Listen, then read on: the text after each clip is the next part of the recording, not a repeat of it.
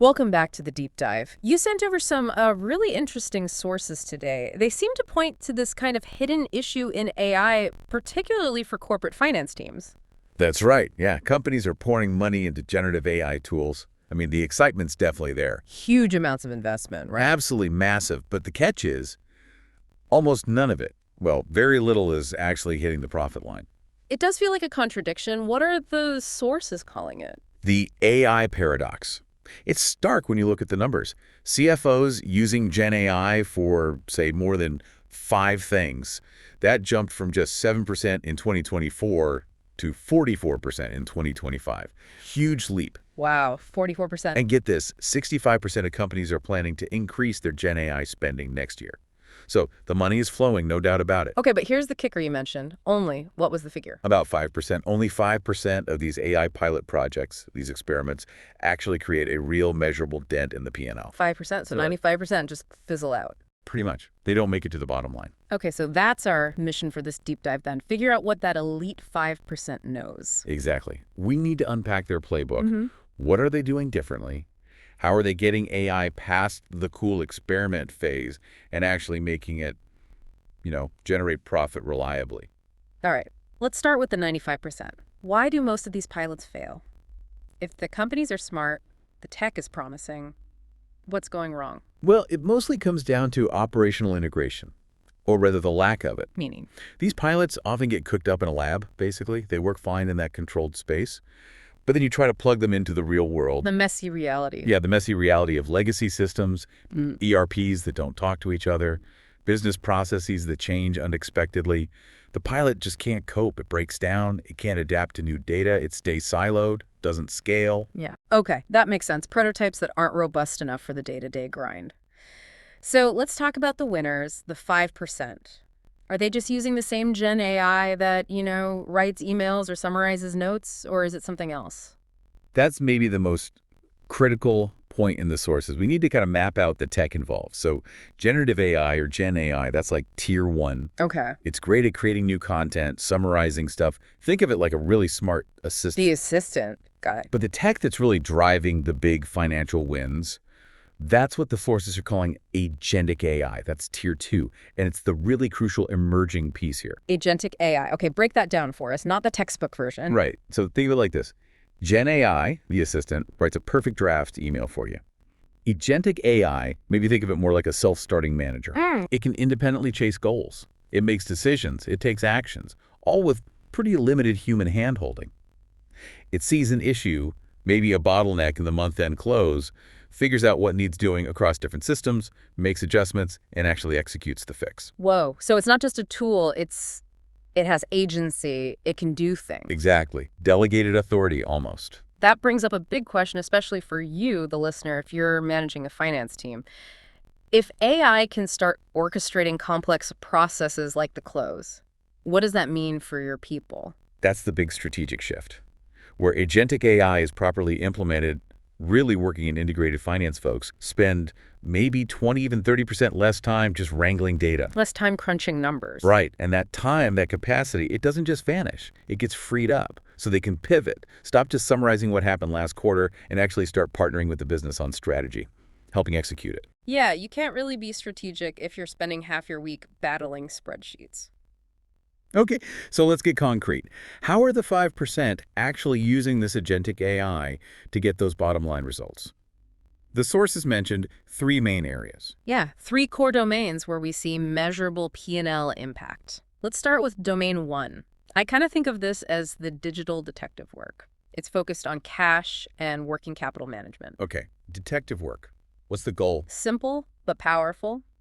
Combing through contracts and invoices to stop value leakage.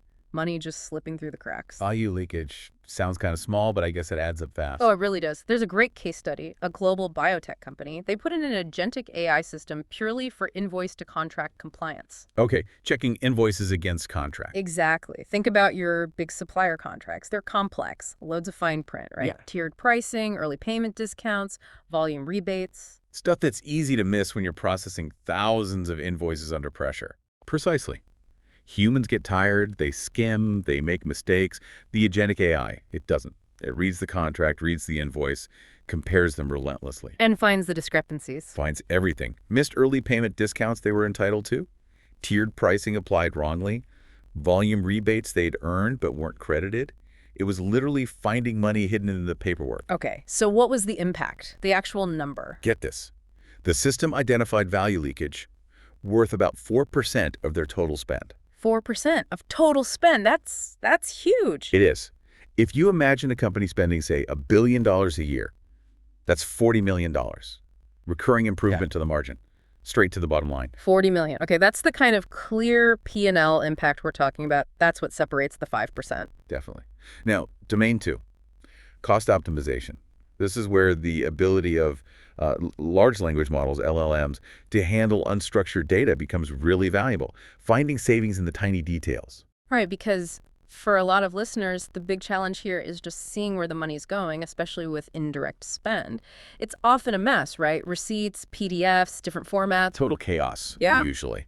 And that chaos is exactly what this tech targets. We saw a large European financial institution tackle this head-on. They used LLMs plus advanced analytics to process all that messy, granular invoice data. So not just summarizing, but structuring it. Structuring it deeply.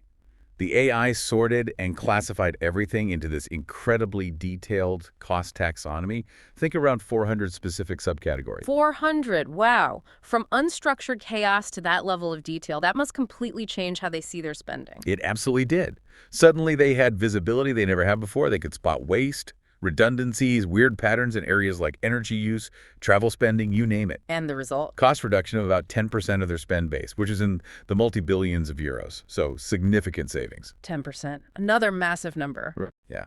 And there was another quick example, a European packaging company. They used Gen AI just to categorize over 10,000 suppliers. Simple task, relatively, but it uncovered huge overlaps in spending and also highlighted gaps in their supplier diversity efforts. So multiple benefits. Okay, so we've got finding lost money in contracts and finding savings by structuring messy data. What's the third domain where the winners are using AI? Domain 3 is strategic planning and control. This is about shifting finance from just reporting the past to actual advising on the future, becoming that true strategic advisor. Okay, moving from historian to Oracle, how does AI help there? Is it just like better forecasting models? It's more interactive than that. There's a case study of a global biopharma company using a tool that combined Gen AI and agentic AI. They called it a decision support agent. Decision support agent. Sounds serious. It kind of is. It pulls data from everywhere. CRM, finance systems, marketing platforms, you name it. Then, when the leadership team meets, it doesn't just show dashboards. It flags performance issues, lets them drill down interactively to find the root cause. Okay, interactive analysis. But here's the agentic part. Yeah. It actually suggests data-driven actions. Ah, okay. Give me an example of a suggested action. What does that sound like? So instead of just saying sales in the West are below target, the tool might suggest something like, based on current ROI data and market trends, consider reallocating 10% of the Q4 Salesforce budget for the Western region towards targeted digital marketing campaigns. Right. Specific, actionable advice based on integrated data. Exactly. And the impact for that company, they cut the time needed to make complex resource allocation decisions literally in half. Okay, those examples are powerful. 40 million here, 10% cost reduction there, halving decision time. The value is clearly enormous. So it really begs the question for the listener, if the prize is that big, why are 95% failing to grab it? You said it's not really about the tech being immature. Right. The sources are really emphatic on this point. The tech, especially agentic AI for these kinds of tasks, is largely ready.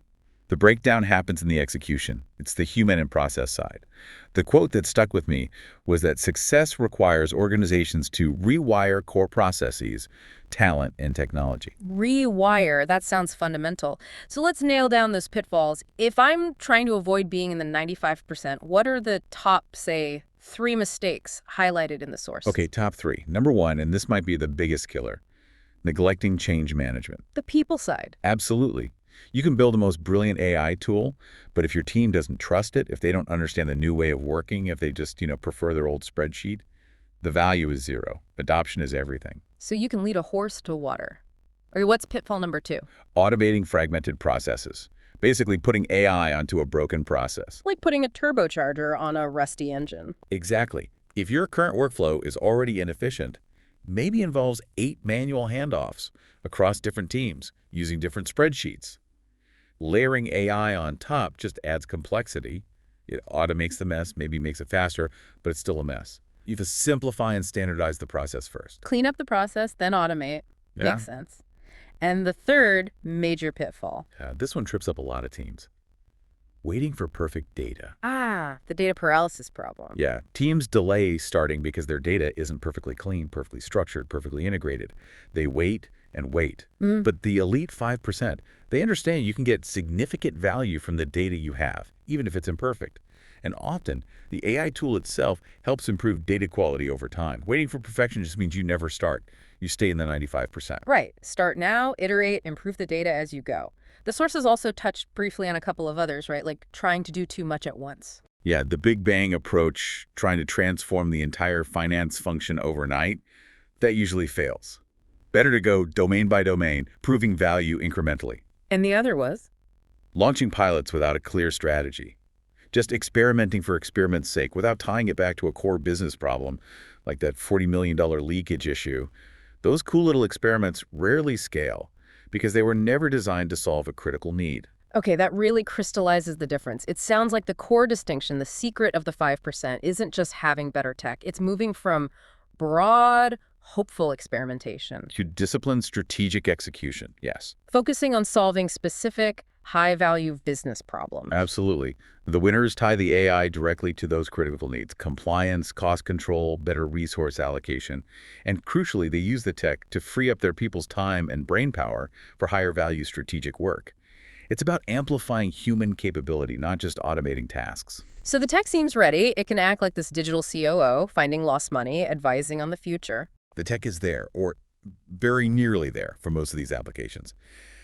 The real question the sources leave us with isn't if AI can create value. It clearly can. The question is whether leaders have the vision, and maybe more importantly, the discipline, to do that hard work of rewiring their processes and retraining their people to actually integrate and scale it effectively. That managerial determination, that focus on execution, that seems to be the real differentiator, not just the algorithm. That's the core lesson from the 5% who are getting it right. It's about the organizational will as much as the technological skill.